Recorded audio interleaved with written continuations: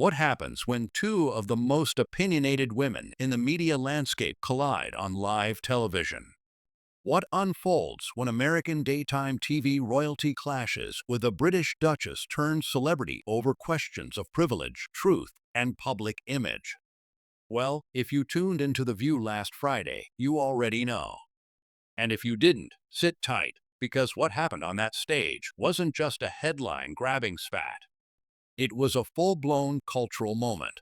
So grab a coffee, hit that subscribe button, and drop your thoughts in the comments, because we're about to unpack a fiery on-air showdown that left the audience stunned, Meghan rattled, and Joy Behar. Well, being Joy Behar, unapologetically sharp and totally unfiltered. The episode started like any other, upbeat theme music, sunny applause, the usual banter between the co-hosts. Meghan Markle was the day's featured guest, there to promote a new humanitarian initiative focused on women's education in developing nations. It was meant to be a light but meaningful conversation. That was the plan. But live TV rarely follows plans. As Meghan walked onto the set, dressed in a crisp white blouse and tailored navy slacks, the studio erupted in applause. There were cheers. A few "We love you, Meghan" shout-outs. She smiled graciously, giving the crowd a small wave before sitting between Whoopi Goldberg and Joy Behar. The atmosphere was electric. There was admiration in the air, sure, but also curiosity, tension, and something just beneath the surface. Viewers at home could feel it. Something was about to happen. Joy Behar, as usual, cut to the chase. "So Meghan," she began, flipping through her note cards with her signature half-smile. "You've been called a lot of things in the press: brave, entitled, outspoken, misunderstood. You've had your say in Oprah interviews, documentaries, podcasts. You've told your truth. But here's my question. At what point does telling your truth start to look like controlling the narrative?" The crowd shifted. Meghan's smile faltered for a second.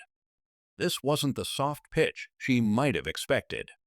"Well, Joy," she replied, maintaining her composure, "I think the media often confuses owning your story with controlling a narrative. There's a big difference between setting the record straight and trying to manipulate perception." "Sure," Joy nodded. "But don't you think constantly correcting the record just keeps the story going? Isn't there power in letting it go, living your life without feeding the fire?" Meghan blinked. For a split second, she looked caught off guard. Then, with a polite but clearly sharpened tone, she said, "Joy, with all due respect, telling your story isn't feeding a fire. It's reclaiming agency. I didn't create the narrative around me, the tabloids did. The palace helped. Staying silent doesn't change the story. It just lets someone else write it." Whoopi interjected, trying to smooth over the rising friction. "Let's talk about the work you're doing now," she said, motioning toward Meghan's charity materials. But Joy wasn't letting go just yet. "I'm all for charity," Joy said, "but the timing always seems strategic. Books during royal scandals. Podcasts when the family's under scrutiny. Do you think people are justified in thinking there's an agenda behind the advocacy?" The studio got very quiet. Meghan's smile was gone now. Her voice, cool and deliberate, came through with precision. "I've spent years having my motives questioned. There's nothing strategic about wanting to help people. If you think standing up for women's rights or mental health is about optics, that says more about the lens you're looking through than the work itself." That was the moment. The crowd murmured. A few gasps. Joy raised her eyebrows. "Touche," she said, clearly enjoying the sparring. "But don't you think being on every screen, every platform, every cover, starts to blur the line between activism and brand building?" Meghan didn't blink. Being visible and being valuable aren't mutually exclusive. "And I refuse to apologize for being both." Boom. The audience clapped. Loudly. Some stood up. But Joy, unshaken, leaned back in her chair with a wry grin. "You're good, Meghan. You've got the message down. But just remember, when you step into the arena, you don't get to write all the questions. Sometimes you just have to answer them. The tension was palpable. Meghan's jaw tightened. She glanced toward Whoopi, then back at Joy. "I came here to talk about education," she said, her tone icier now. "But if this is just going to be another trial in the court of public opinion, maybe we should rethink what kind of show this really is." That landed hard. You could feel it. Joy didn't flinch. "It's the View, honey. We don't do rehearsed scripts here. You want a safe space? Start a YouTube channel." Whoopi jumped in again, this time more forcefully, changing the subject to a recent trip Meghan took to a rural school in Kenya. But the damage had been done. The energy had shifted. Meghan answered the remaining questions with professionalism, but the warmth had vanished. Her posture stiffened. Her responses grew clipped. And then, just before the segment ended, Joy threw in one final zinger. "We may not all be duchesses, but we've all had to tough out uncomfortable conversations. Thanks for being here." It was said with a smile, but the subtext was razor-sharp. Meghan stood, shook a few hands, and left the stage with cameras still rolling. As she exited, a hot mic caught her muttering under her breath, "That was ridiculous." Within minutes, Twitter exploded. Hashtags like #MeghanShoy, #TheViewClash, and #DuchessUnfiltered were trending. Clips of the interview flooded every platform. News outlets scrambled to report on the moment. Pundits on both sides spun their narratives. Was Joy Behar being needlessly harsh? Was Meghan being overly sensitive? Or was this just a rare moment of unfiltered truth in a media world that usually keeps the edges smooth? What's certain is this: everyone had an opinion, and that's exactly what made the moment unforgettable. The fallout from Meghan Markle's appearance on The View didn't take long to spiral into a full-blown media storm. Within hours of the broadcast, every major outlet had picked up the story. Clips of the interview were dissected frame by frame, uploaded, re-uploaded, and slowed down with commentary overlays. Twitter became ground zero for a culture clash war, with hashtags morphing into entire narratives of their own. #Joy was right, #leave a Meghan alone, #truth stacked, and of course, the inevitable #Viewgate. Suddenly, what had started as a promotional stop turned into a national conversation about privilege, feminism, free speech, and whether daytime television had just eaten one of its own. And while Meghan may have left the stage looking composed, sources close to the production team later revealed that backstage, the mood was anything but calm. Reportedly, Meghan had refused to engage with producers after the segment, offering only a curt nod before heading straight for the exit. One crew member described the atmosphere as tense enough to cut with a knife, and noted that Meghan's security detail hustled her out faster than most VIPs. She was, as the source put it, visibly rattled. Meanwhile, the rest of the panel on The View gathered in the green room during the next commercial break. Joy Behar, ever the veteran, simply shrugged as she sipped her tea. "Look," she was overheard saying, "if you come on this show and expect a hug and a crown, you're in the wrong place." Sunny Hostin reportedly tried to smooth things over, commenting that the interview had veered into uncomfortable territory. Whoopi, according to insiders, didn't say much at all, but her body language suggested she knew exactly how far the conversation had gone. What was fascinating wasn't just the exchange itself, but how quickly it became about something bigger. Pundits from Fox to MSNBC weighed in. Some accused Meghan of not being able to handle honest questions. Others slammed Joy for being too abrasive, arguing that she'd ambushed the Duchess for ratings. And then there were those who pointed out the obvious elephant in the room: the collision of British royalty with brash, no-holds-barred American talk culture was always destined to implode. By the following morning, Meghan's team released a carefully worded statement, brief, polished, and notably devoid of emotion.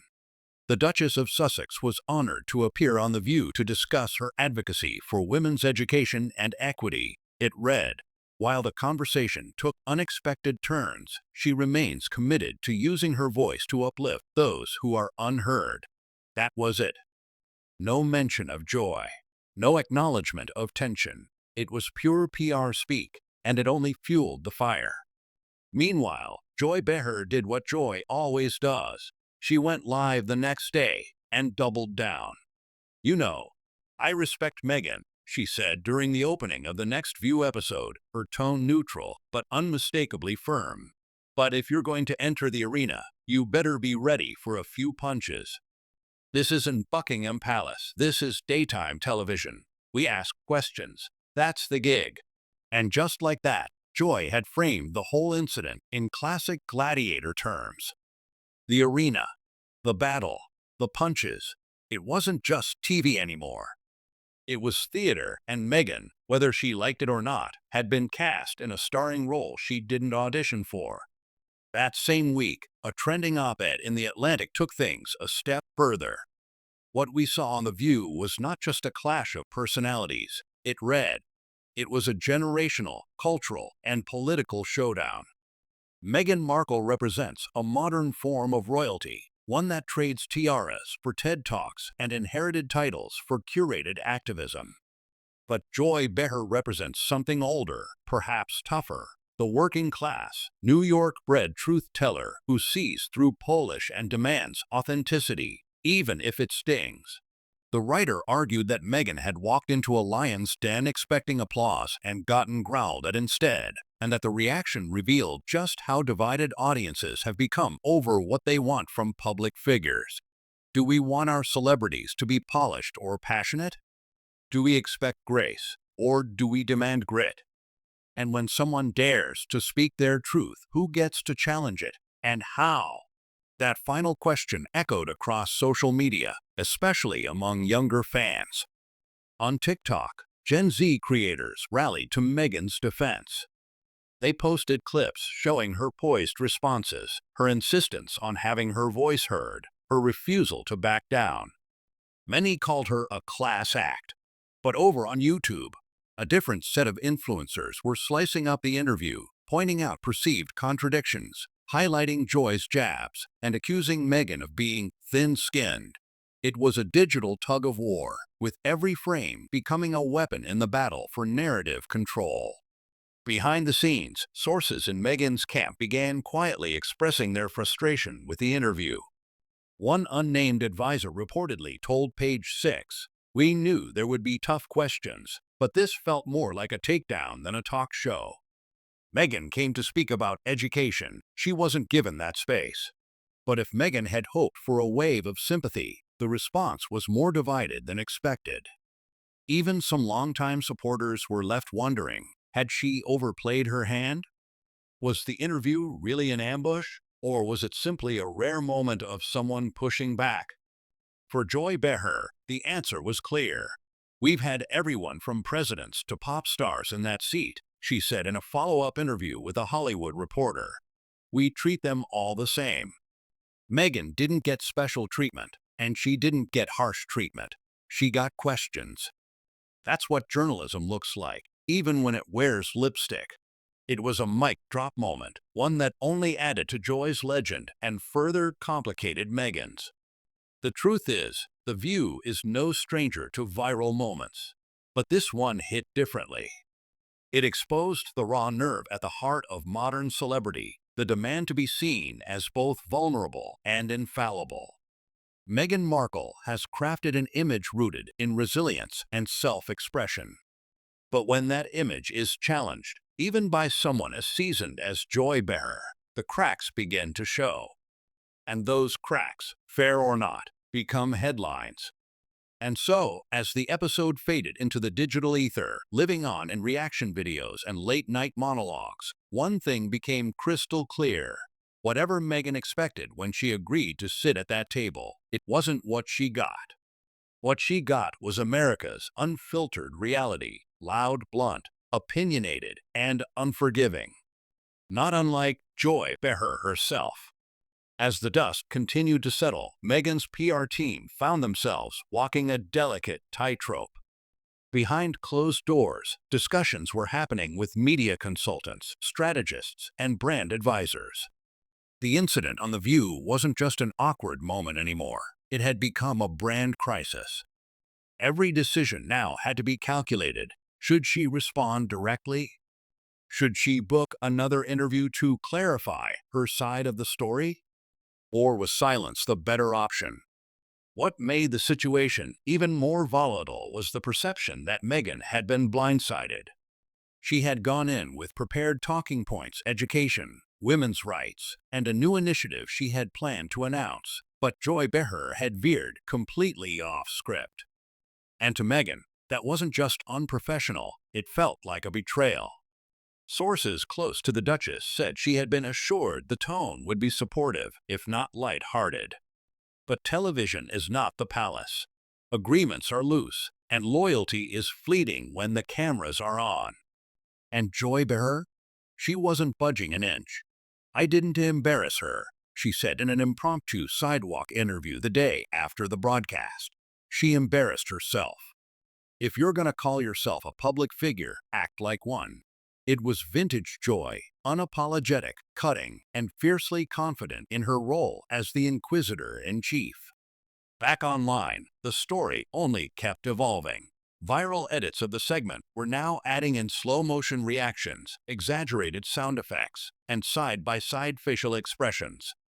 It was as if Meghan had stepped out of her world and into the unfiltered machinery of American internet culture, where nuance is flattened and everything becomes a meme. One particular clip, the moment Joy raised her eyebrow as Meghan tried to redirect the topic, garnered over 10 million views in 2 days. The caption read, "When your media training meets New York sarcasm." It was funny, yes, but also revealing. The clash wasn't just about two women, it was about two worlds. On one side, you had Meghan, media-groomed, emotionally articulate, guided by a PR machine that emphasized empowerment, inclusivity, and grace. On the other side, Joy, seasoned, gritty, unscripted, representing an era of television where nothing was sacred and everything was fair game. Their exchange wasn't an anomaly, it was a symptom of a deeper rift between the curated world of influence and the raw, unpredictable reality of public discourse. The backlash hit Meghan in waves. Though her core fans remained loyal, flooding her Instagram with messages of support and empathy, the broader public wasn't as forgiving. Late-night hosts had a field day. Jimmy Fallon joked that Meghan got the royal treatment, American style, while Trevor Noah noted that the Duchess finally met a queen she couldn't out-talk. Even political commentators chimed in. Some conservative pundits gleefully used the incident to bash what they called Hollywood elitism dressed up as activism, while left-leaning voices debated whether Joy had crossed a line by interrupting Meghan repeatedly. The moment had transcended its original frame. It was no longer about who said what, but about what kind of public discourse society was willing to accept. Meghan, however, wasn't down for long. In a move that surprised even her critics, she took to her podcast just 3 days later to address the controversy, albeit in the most Meghan way possible. She didn't mention Joy by name. She didn't mention The View, but the subtext was unmistakable. There are moments when you walk into a space expecting to be heard, and instead you're dissected, she said softly. And for any woman who's ever been talked over, questioned, or reduced to a caricature, I see you. And I stand with you. It was a deft pivot from victim of a media moment to voice of solidarity. Within hours, clips of the podcast were circulating everywhere, titled "Meghan Breaks Silence" and "Duchess Delivers Powerful Response." Her team was clearly seizing the narrative again, framing the incident not as a personal stumble, but as a teaching moment. Still, skeptics weren't convinced.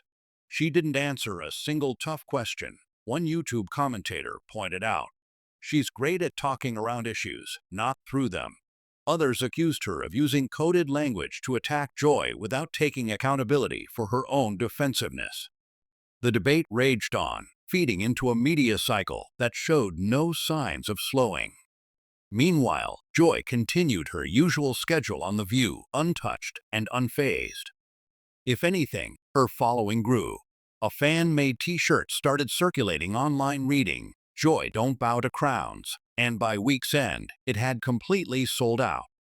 Behar was now being hailed as a kind of cultural gatekeeper, someone unafraid to pierce the bubble of celebrity self-importance, even if it came wrapped in royalty. And therein lay the real story. What the Meghan-Joy confrontation revealed wasn't just a difference of opinion. It was a tectonic shift in how fame, power, and truth were being negotiated in the public square. The royal aura, once untouchable, had found its match not in scandal or paparazzi, but in something much more American. A woman with a microphone, a chair, and nothing to lose. At the heart of it all was a single, unmistakable truth. Meghan Markle had tried to control the narrative. But America, or at least the corner of it represented by The View, wasn't interested in being controlled. In the days that followed, Meghan's team continued to work overtime. PR statements were drafted and redrafted. Media contacts were quietly reached out to. Every angle was assessed, not just how to recover her image, but how to strategically benefit from the backlash. For someone like Meghan, adversity had always been a launchpad. The challenge now was making sure the narrative turned in her favor without looking like she was trying too hard. That tightrope walk had become her brand. Behind the scenes, the fallout from The View was just as intense. Producers of other talk shows began to second-guess their booking strategies. Was Meghan Markle too risky? Would having her on mean walking on eggshells or preparing for a viral controversy? One well-known daytime host reportedly passed on a scheduled segment with her, citing creative differences, code for, "We don't want to deal with this drama." Still, Meghan's inner circle insisted she wasn't backing down. "She's not afraid of a tough conversation," one insider told a British tabloid. "But she's also not going to let herself be disrespected on national television." The irony, of course, was that for millions of viewers, that's exactly how it looked, that she couldn't take being challenged. And in the age of TikTok and Twitter, perception is reality. Meanwhile, Joy Behar didn't let up. On the very next episode of The View, she addressed the elephant in the room without flinching. "Look," she said, "we ask questions here. That's what we do. If people come on the show expecting a royal treatment, they're in the wrong place." The audience applauded. She wasn't just defending herself. She was defending the integrity of the show, and viewers loved her for it. Her co-hosts tried to play peacemaker, some more diplomatically than others. Sunny Hostin acknowledged Meghan's contributions to women's advocacy, but added that public figures have to be ready for critical conversations. Sarah Haynes offered that maybe both women could have handled things differently. Whoopi, for her part, simply moved on, clearly uninterested in rehashing drama unless it had national policy implications. Yet, what made this moment stand out wasn't just the clash. It was what it revealed about the collision between royalty and real talk. Meghan had come to The View expecting a platform. Instead, she got a mirror, and she didn't like the reflection. That's the danger of live TV, especially when it's hosted by women who've spent decades learning how to cut through public personas like butter. But what happened next caught even the most seasoned media analysts off guard. A few days after the episode, Meghan abruptly canceled an appearance at a high-profile tech and philanthropy summit where she was scheduled to speak about women in leadership. No official reason was given, but the timing was too close to the controversy to ignore. Then, almost as suddenly, a long, glossy feature about her rebranding efforts appeared in a major American magazine, clearly coordinated well in advance, but now landing with a sharper edge. The title? Unapologetically Meghan. In the piece, Meghan was portrayed as brave, bold, and unafraid to take up space, the very image her critics found grating.